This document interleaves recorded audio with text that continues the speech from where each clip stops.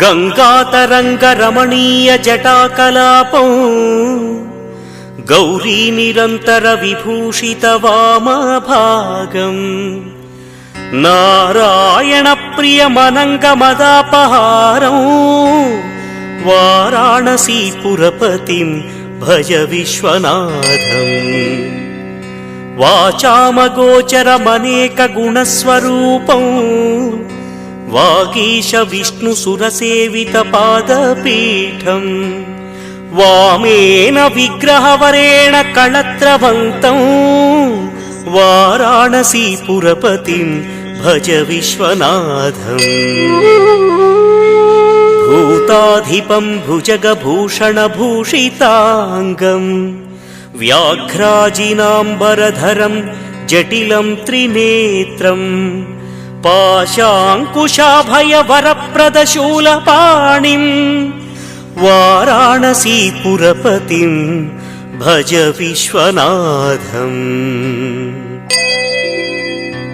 सीतांशुशोभितकिरीटविराजमानं फालेक्षणानलविशोषितपञ्चबाणं नागाधिपारचितभासुरकर्णपूरं वाराणसीपुरपतिं भज विश्वनाथम्।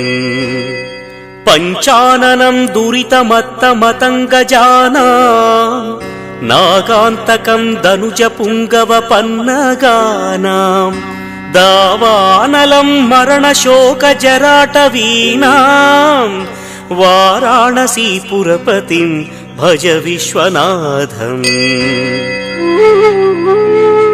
तेजोमयं सगुणनिर्गुणमद्वितीयम् आनन्दकन्दमपि राजितमप्रमेयम् नागात्मकं सकलनिष्कळमात्मरूपं वाराणसीपुरपतिं भज विश्वनाथम्।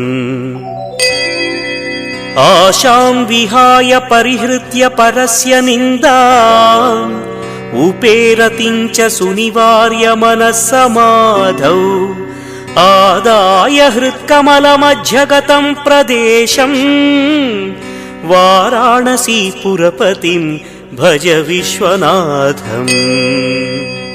रागादिदोषरहित स्वजनानुरागं वैराग्यशान्तिनिलयं गिरिजासहायं माधुर्यधैर्यशुभगं गरलाभिरामं वाराणसीपुरपतिं भज विश्वनाथम्। वाराणसीपुरपतेस्तवनं शिवस्य व्यासोक्तमष्टकमिदं पठिता मनुष्याः विद्यां श्रियं विपुलसौख्यमनौतकीर्तिं सम्प्राप्य देहविलये लभते च मोक्षम्। विश्वनाथ